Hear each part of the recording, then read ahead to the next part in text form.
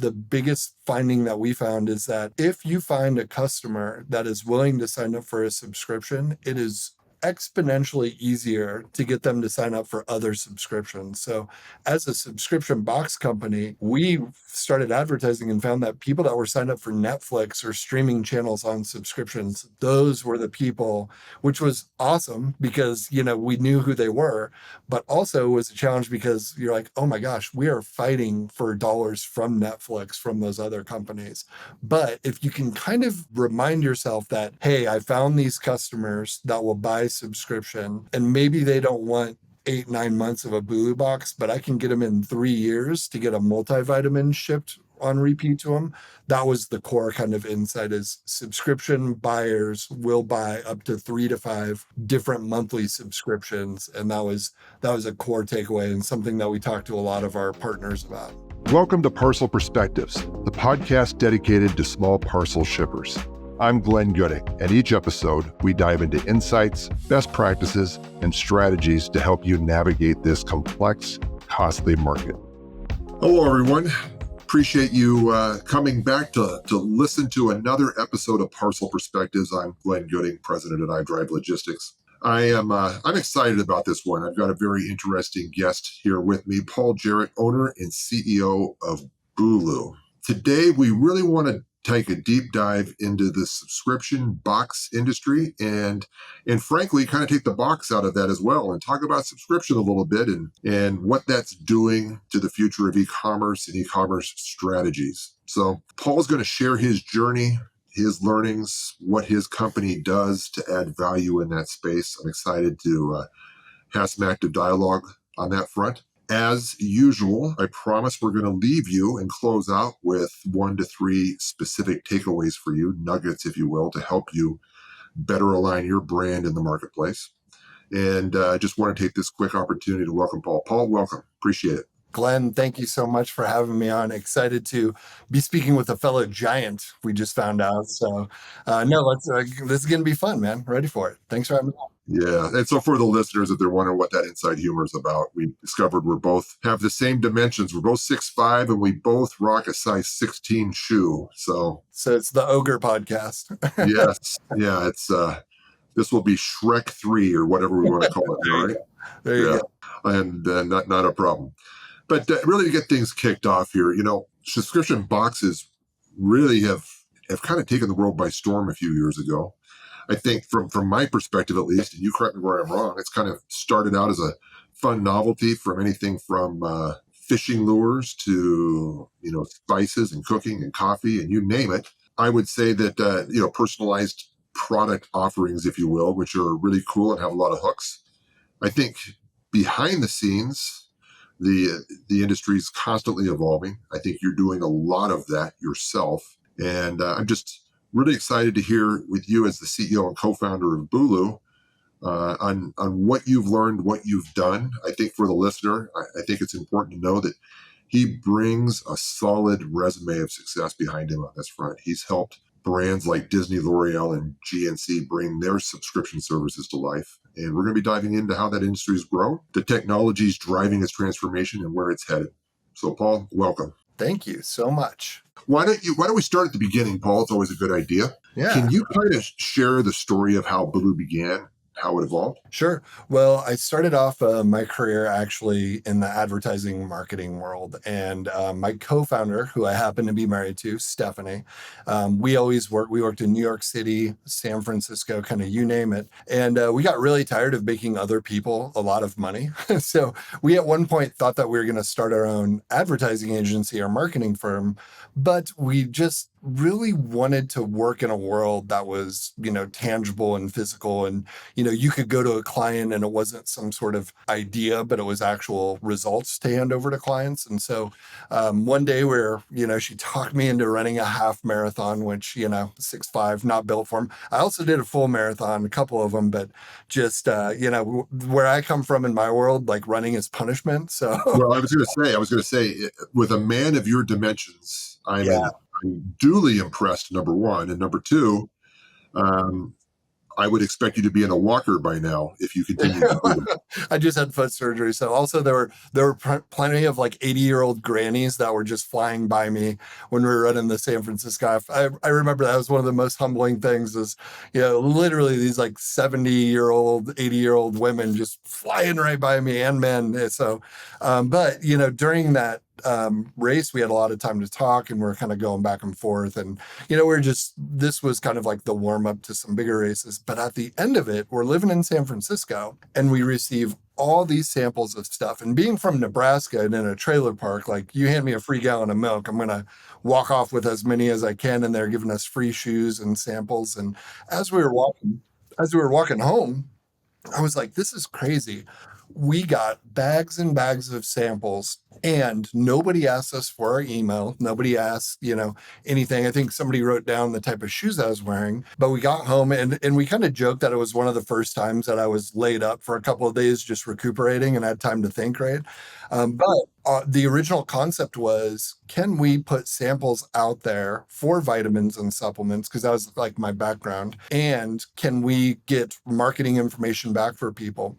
And lo and behold, we stumbled upon a company called Birchbox, which Birchbox was, a lot of people credit them for one of the first subscription boxes. It was a makeup and beauty box. But really, if you think about subscription, it goes 100 years back. Sears and Roebuck, they were doing in a catalog, they were doing little shreds of leather and twine, and you could buy those boxes, or book of the month club. So it's nothing new, right? But Birchbox really put a new spin on it with samples of makeup. And I knew that vitamins and supplements were a fast follower to makeup. So we actually Googled for the idea.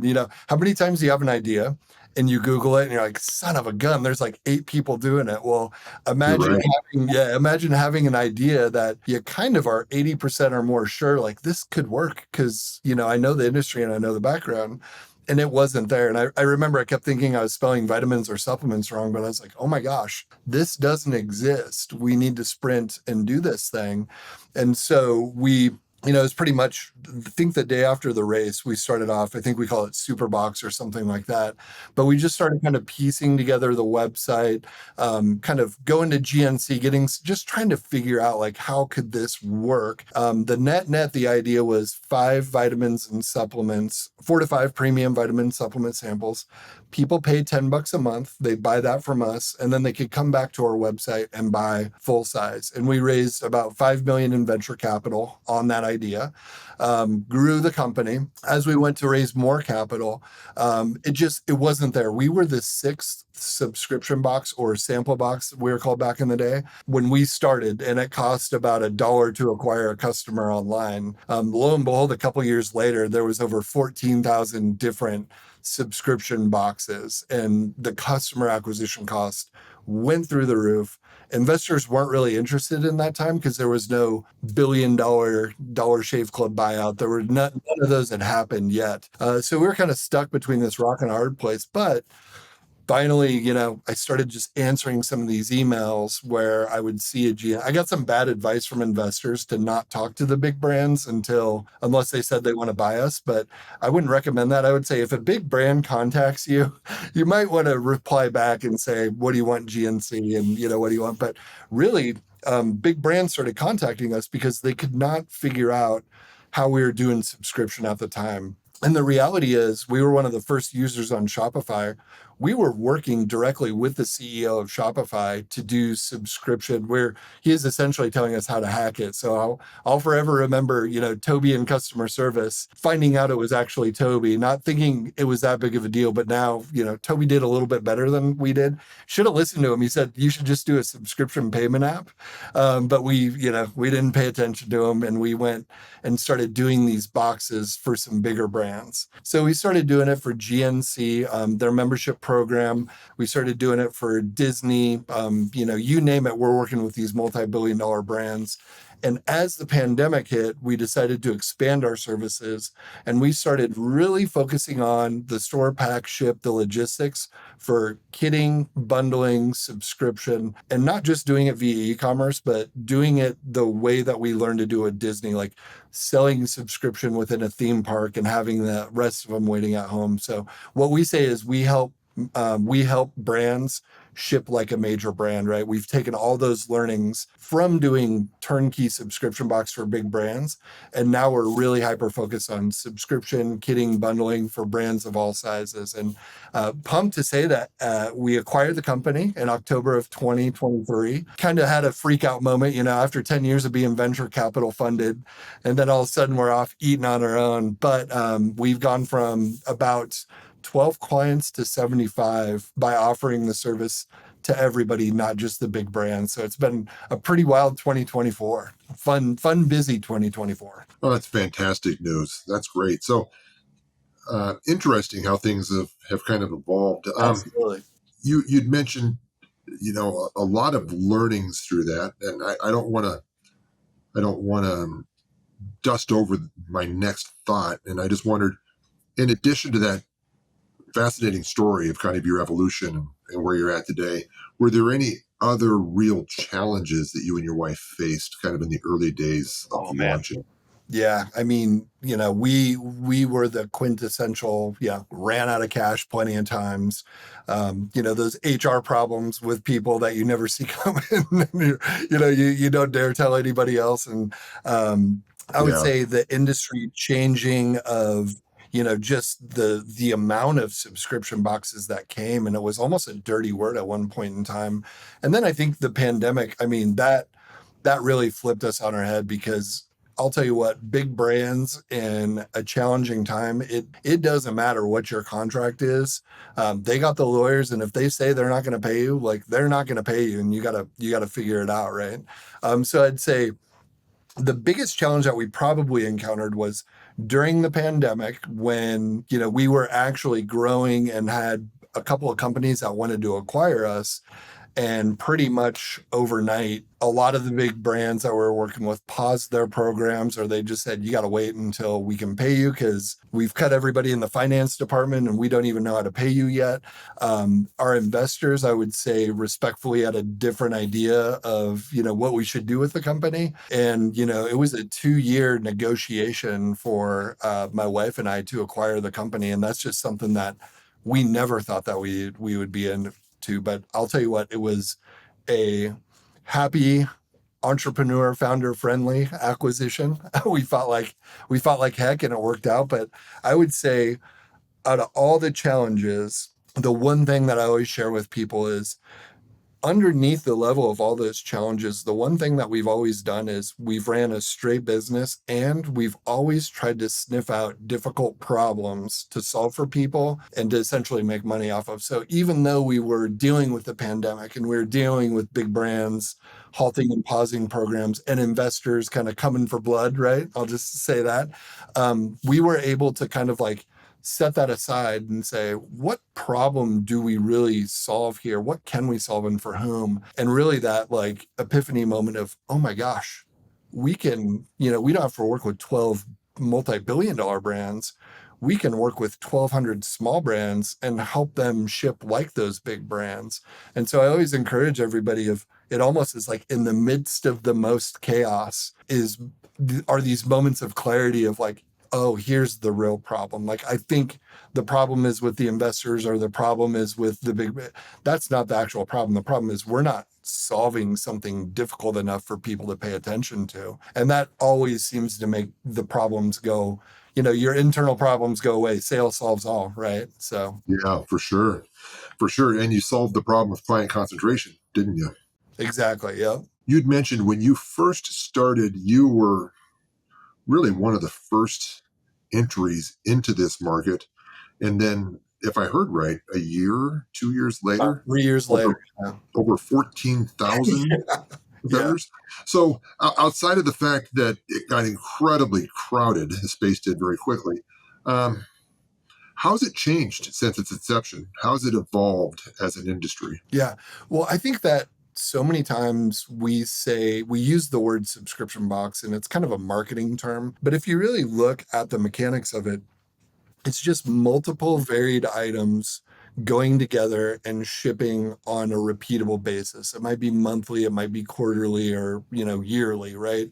And so when you strip away kind of all of that stuff, the kind of subscription, like kitting and subscription, have been around in a lot of forms or another. But I would say that the things that I've seen evolve are brands that are smart, that are selling on e-commerce. They're offering, or they're figuring out like, hey, I have a cleaning product, right? I can actually sell this on subscription. And there's so many brands that we talk to that don't realize they have a subscription product. Like, we're just talking to we just added a cereal client, right? And the amount of subscriptions that they have, it's Tiger Nut cereal, gluten-free, all these great things. And if you would have told me when we first started that, hey, there's going to be a quote unquote subscription box of 3 different cereals bundled up and shipped on a repeating basis, I would have thought you were crazy, but that's the reality of it, is that people are in search of making their lives easier, finding these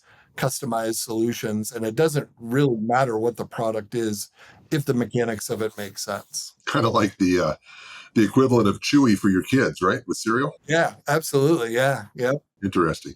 So I think you touch on something there. So is that really what is making the subscription industry, resonate so strongly with consumers at this point? Is it's kind of its ability, its customization ability, its ability to align specifically with the consumer's needs on the cadence they're looking for? I would totally agree with that, but I would say the challenge, and this is something that, really kind of, I haven't seen a lot of other companies kind of come to this enlightenment almost, right? And I'll just take an example of GNC. So we ship, 2-3 million boxes for them annually. And if we were to customize all those boxes, there would be no way that it would be financially feasible for those folks to do it. So we use the word tailored, right?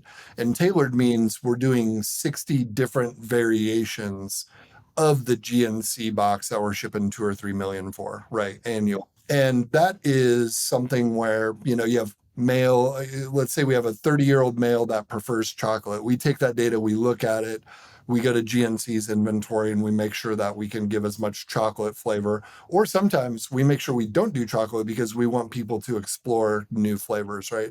And I think that's where we see, and when we have clients come to us and we get calls, we get, I think on average about 6 or 7 calls a week from some sort of subscription company. And, they're doing the brain drain, thinking they're slick, asking questions, and we have no problem answering questions. But really the thing that I think a lot of them are missing is they're trying to do hyper customization. And to be frank, like, you can't really hyper customize a cereal because it's too expensive labor wise to customize all of those solutions. So that makes perfect sense, Paul. Yeah, profiles Perfect sense. and Yeah. tailoring is the word that we like to use. Gotcha. And so with complexity adds massive expense to the kitting process, right? Exactly. So what kind of technology or AI or machine learning is helping you make good, let's say, tailoring decisions? Yeah. So I would say that when we look at our software stack, the thing that we did early on, and we actually, I leave this part out of the story because it's a whole nother branch of the story, but we built a software and we sold it, and it became what's called now is rangeme.com. So we have like a lot of kind of like software tech nerds, and we were like, hey, there's a warehouse here. We can actually figure out how to market that like a software and then build that up. But I would say that we started off in Excel like most people. We tried different WMS systems. We actually built our own, but it just wasn't feasible to make it kind of commercial. So we started working with, it was 3PL Central at the time. Now it's called Extensive. And we really keyed in, and they were acquiring a lot of the softwares that we were using. And I would say I'm less interested in the software stack that companies are using and way more interested in the APIs and how the data flows, right? And that's probably the biggest difference for us is we will not work with a client if we aren't getting the proper APIs set up. We have a 2-week process. So you could come to us and say, we're going to pay you $1 gajillion to pack this, blah, blah, blah, blah. But if you don't work with us to get inventory and everything set up properly, and we don't have the proper API flows, like we'll never do it because we know it's just a house of cards, right? And I'd say that that's a big difference for us. And one of the main ways that you can pull off a subscription or kitting or something complicated is the data just can't flow from point A to point B like traditional linear logistics, right? The data has to flow more like that kind of like hub and spoke model, like an omni-channel model. And that is what allows us to really manage the inventory for, non-barcoded items, for example, right? But if that data doesn't flow back and pull out of the inventory correctly, it's just game over, and we won't ever work with those companies because frankly, over 12 years, like we've made that mistake more than once, right? So we don't care if people are using Excel or what they're using. Like I said, it's just more the APIs and the data flow. And as far as AI goes, we are really dependent on the software partners that we're looking at. And every year we kind of review all the software that we're using. And we even call up the software companies and ask them if we can be part of their product development team. Can we be the guinea pig, right? Because we want to ensure that they are the ones that are utilizing AI. We're not a software company, we're a logistics company, right? And so we are very dependent, and we push the partners that we work with to not just utilize those tools, but to teach us what they're doing, how they're doing it. And if there's a company that isn't kind of keeping up with technology, like we'll find a new partner, and we don't hesitate about that. What kind of role does automation play in managing kind of this logistics side of what you do? Yeah, I would say it's interesting because it's been something that led to us doing what we're doing because we thought 12 years ago all these things existed, right? And the automations of, from billing down to pulling inventory correctly. One thing I've learned about logistics is it is unbelievable the separation between technology and the boots on the floor, right? Like it really is like jarring. And we see ourselves, if you were to look at us through the lens of a software company, I would say, we're kind of behind the times a little bit.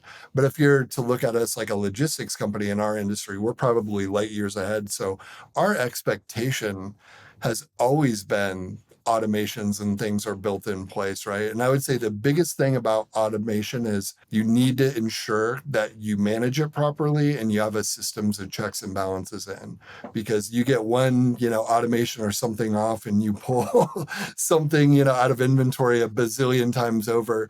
Those can be a nightmare to actually work with, Oh, especially when you're doing like kitting I could and only imagine. I could only imagine. Yep, we've dealt with that once or twice. Yeah, so it was interesting. We had to come up with some kind of custom automations for. We just recently did a lot of advent calendars this year, so we've never really dipped our toe into that. But we had, I think, 80 variations of advent calendars, and each day was a different food item or fishing lure, what have you, or different items in there. And we had to really expand because we never thought we'd be bundling more than 12 to 15 items together, right? And so here we are now putting 30 some days in an advent calendar all together. So that was interesting. But again, we probably spent 2 weeks on the automations, and the client's freaking out because, how are we going to ever pack these in time? But we had to take that time to make sure and do that properly, because we can always hire and pack overnight, right? But if those automations weren't quick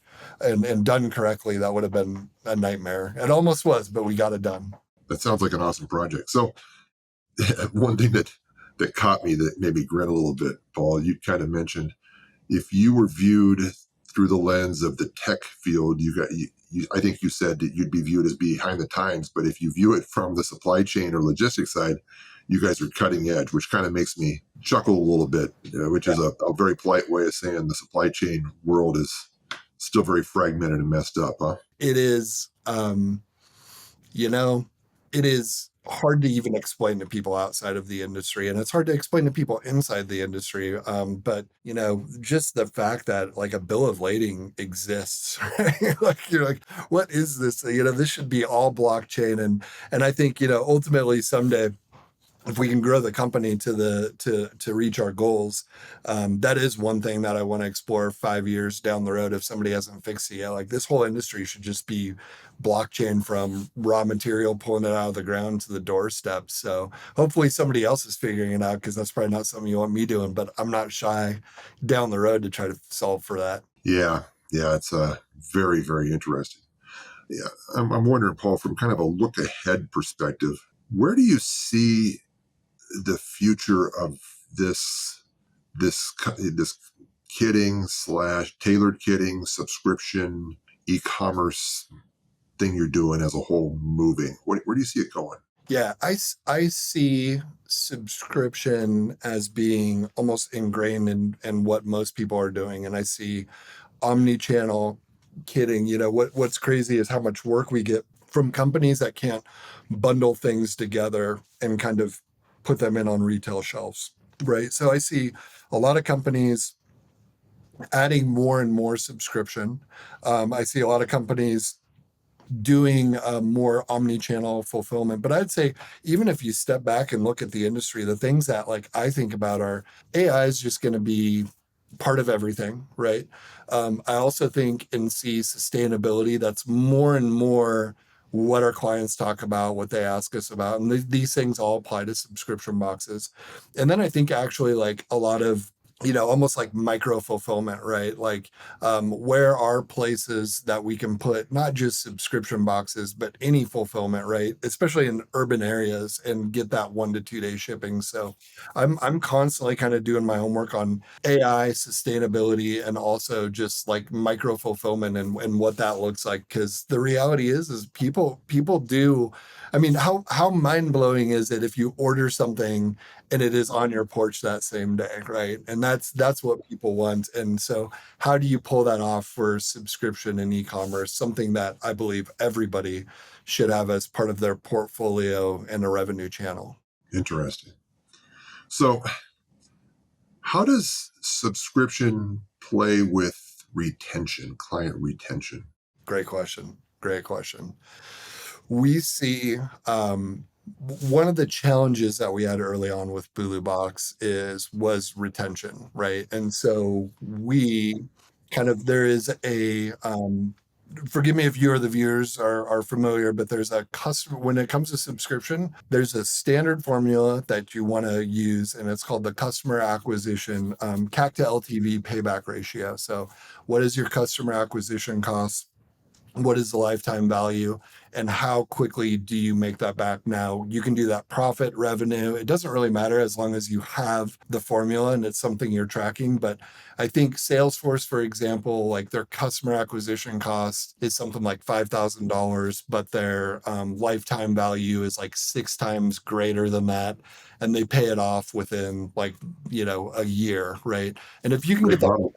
yeah, Yeah. if you can get that CAC to LTV correct, that's how you see those companies raise billions of dollars. And one of the challenges that we had with Bulu Box is when you're sampling vitamins and supplements, there's a lot of stimulants and there's a lot of melatonin and sleep aids. And Yeah. after when people first signed up, they were sticking with us for about 8 months, but really quickly it went down to 3 months, and people were kind of emailing us saying like, there's only so many different stimulants I can try, and the last one I tried, I was about ready to jump out of my skin. So we had to evolve and really understand that people are going to sample for about 3 months, but we need to use rewards points and collect data to then offer them other recurring subscriptions, right? And I would say that's the biggest finding that we found, is that if you find a customer that is willing to sign up for a subscription, it is exponentially easier to get them to sign up for other subscriptions. So, as a subscription box company, we started advertising and found that people that were signed up for Netflix or streaming channels on subscriptions, those were the people, which was awesome because, we knew who they were, but also was a challenge because you're like, oh my gosh, we are fighting for dollars from Netflix, from those other companies. But if you can kind of remind yourself that, hey, I found these customers that will buy subscription, and maybe they don't want 8, 9 months of a Bulu box, but I can get them in 3 years to get a multivitamin shipped on repeat to them. That was the core kind of insight, is subscription buyers will buy up to 3 to 5 different monthly subscriptions. And that was a core takeaway and something that we talked to a lot of our partners about. Interesting. Interesting. I'm wondering, given that's fascinating to me. I'm wondering, within an existing subscription, how important is it to evolve with your client? Is there a way to fine tune the tailoring, if you will, Yeah. Yeah. to elongate the lifetime value of the existing subscription client? Yeah, I think absolutely. And that comes back to like the customer acquisition, the CAC to LTV payback ratio. And we kind of feel like if you can hit that metric, don't push it too much. Like if your lifetime value is 3 times greater than your customer acquisition and you're getting paid back within 18 months, you're doing better than 90% of the industry, right? And so don't push that anymore. Maybe offer other products. But if you're not meeting that CAC to LTV payback ratio, find other things that people can subscribe to. I remember one client that we were working with, they had a subscription box and it was a vitamin and supplement one. But same thing happened with them. They were only getting about 3 months, but they had I think they had about 500 retail locations. And just on kind of a whim, the CEO said, like, hey, if they're willing to sign up for a subscription box and we're selling them that, like, would they just sign up for a monthly membership? And he kind of made up like $22 a month. They get $44 back in store. And so what he figured out was he was using a subscription box to be able to convert into in-store traffic. And he was just charging people a monthly membership. And then he went on to open a bunch of gyms because he built this client base and he really had that insight of like, oh my gosh, you can, not just get them kind of in a subscription trial, but you can get them on a membership, and I can go do franchises with other gyms and sell to these same people. And he's since retired, but he was didn't take him long to retire once he found out that insight. Fascinating. Where do you see your company, Bulu, and the subscription industry as a whole kind of moving in the next 5 years? Yeah, I think that our company is just going to continue. I say chase down the problem, but I think that really when I say that, what I'm trying to say is omni-channel, as much as everybody's been talking about it and it's a burnt out word, we don't see a lot of people doing it correctly. And I think that every consumer packaged good product is going to have to hit those quadrants of I sell in store, I deliver in store. I sell in store, I deliver e-commerce.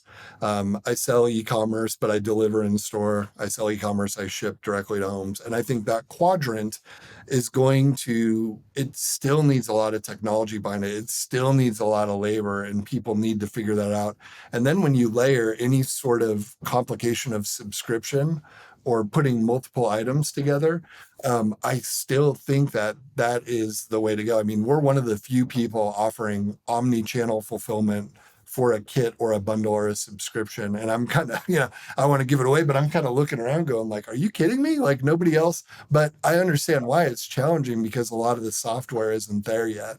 So I still think that what the challenge is going to be is the technology is exponentially going to get better. But the gap between technology and the boots on the floor, like the white collar and the blue collar, that it's going to be very challenging, right? And so I almost see in the future, logistics firms or whoever, they're almost going to have this person that can train and walk the floor, and just, it's not even like an IT position. It's almost like a daily software management position, right? And I think that continuing to offer omni-channel and to fulfill, I think it's going to take 5 years before everybody gets there still. Yeah, I have a tendency to agree. I'm a small parcel geek, self-admitted. Anybody listening to Parcel Perspectives knows that about me. My gut tells me that the majority of the subscription box industry, if I were to categorize it from a characteristic perspective, it's predominantly very lightweight. Is that a fair assumption? Absolutely. Yep. Yeah. And so, given that, and again, leaning on my geekiness here, there's a lot of stuff happening in 2025 in the lightweight residential delivery environment. And I know that the carriers are they're the connection of this to the consumer ultimately. Post office is doing some crazy things. I'm wondering, do you think that's going to be very disruptive to this market, or how do you think the industry is going to adapt to what I coin it's kind of hyperinflation getting imposed into the lightweight residential final mile market? Yeah. Well, I think, over 12 years, it always feels like every 2 years there's some kind of like the sky is falling, right? Um, the reality is it's going to impact everybody. And I think I always tend to look at like what the opportunity is. And I think for a lot of brands, they really haven't understood or gone with the opportunity of retail. And I think something like this is going to push those brands to think more about their retail footprint and frankly to look at more channels like social media, maybe like global social channels and Amazon. And so what we see is with our subscription box clients, when something does change and it gets too expensive to ship, we have gemstones, so we're basically shipping rocks, right? Or something happens within their industry, almost always the solution has been, hey, like, let's increase your retail footprint. 80% of shoppers are still buying retail, right? Or let's look at social media channels or other channels. And I think it's just going to fast forward those things. I think it's going to fast forward omni-channel. But again, I think after running a company for 12 years, like I have to take, and being the owner, right? Like I have to take that optimistic view of it, right? And just remind myself, it will be something that everybody has to deal with, right? Like the That is pandemic, true. That is everybody true. with it, right? And so amidst the chaos is opportunity is kind of my hot take on it. Yeah, fair enough. Thank you. As we go to kind of, I think, wrapping things up, final thoughts, I'd kind of promised the listeners some handful of nuggets to take away from your extensive knowledge in this space. I'm wondering, looking back at your journey with Bulu, what you've learned in this industry and are leading out with some innovation. What do you think every e-commerce business should know? I think that every e-commerce business should know and have some level of subscription, some sort of recurring revenue. And a lot of people don't think that they have the product for that, but cleaning supplies can be recurring almost, we were talking about cereal earlier, but I think that if people understood that CAC to LTV payback ratio, and if they would have ever saw the light bulb that went off in the CFO's brain at Disney or at GNC, because we had to pitch a lot of them and push financially. People think that we were selling to marketing or whoever, but I was like, no, if you ever took us in and we got in front of finance people and we could explain to them what a subscription and recurring revenue did, they were sold. And once you sell a CFO or anybody in finance at a big brand, like it's going to freaking happen, right? So I think that if people understand CAC to LTV payback formula and what a subscription can do, a lot more people will be doing it. And I tell people, I view that revenue as the revenue that can just keep the lights on, right? And it doesn't have to be the main source. It's just a tool to use. I also think kitting, bundling, tailoring, customizing, call it what you want, but doing different variations of things, right? Like maybe you have a 3-pack on your website, but Target wants a 6-pack, right?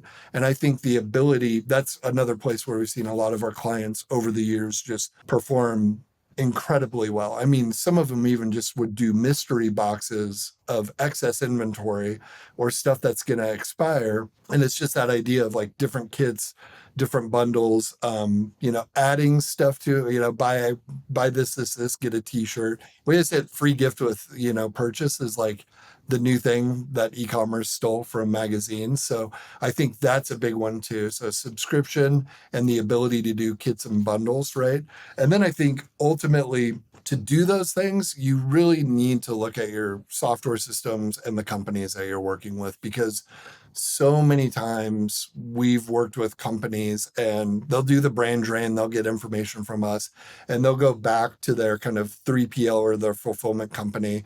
And all of a sudden they try to pull pull off a kit or a bundle or a subscription, and it is an instant inventory problem, and they come back to us, right? And it's one of the reasons why we educate people so much on subscription and kitting, is because to get the technology and the labor correct for it, it's really hard. And, by sharing that with people, almost always they come knocking on our door to, fix their inventory. But I think that with those two things, you have to ensure that you get boots on the floor, or at the very least, like say, man, screen time me and show me how you're going to pull this off, and show me how it pulls out of inventory. Because what you really want is, again, talking about what we talked about earlier, is you need that data flowing correctly.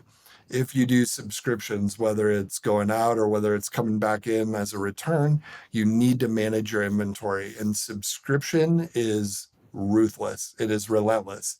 I even encourage people, like, start on an annual or a quarterly until you kind of get the cadence. Because if you try to do a monthly subscription, that thing's happening and it doesn't care if you have labor or not. That thing needs to go out, right? And so those are the things that we've learned over the years of how powerful subscription and kitting can be. But if you don't have the right software and team to pull it off with the right APIs, you're creating a nightmare. And then, you'll be calling us to handle Advent candles for you, or Advent calendars for you. Okay. Those are some good leave behinds, Paul. I really appreciate that. I guess for listeners who would love to learn more about you specifically or your company, Bulu, who might want to explore a partnership, what's the best way for them to reach out to you? I'll tell you what, there's bulugroup.com, there's pauljarrett.com, but if they made it this far, I appreciate it. And you can just drop me an email. It's just paul@bulugroup.com, and maybe toss like a little emoji in there so I know you heard me on a podcast. Awesome. I can't thank you enough for joining us today, sharing your insights. I thought they were invaluable and insightful. It's exciting. I'm happy for you to hear how you're kind of carving out some innovation in this space and leading some value here. Really enjoyed it. Really enjoyed it. Thank you for having me on. I appreciate you, man. You bet. And as always, listeners, don't forget to subscribe to Parcel Perspectives for more insights in this ever-changing, ever more complex, ever more expensive world of e-commerce and logistics. Thanks again for tuning in, and we'll see you next time.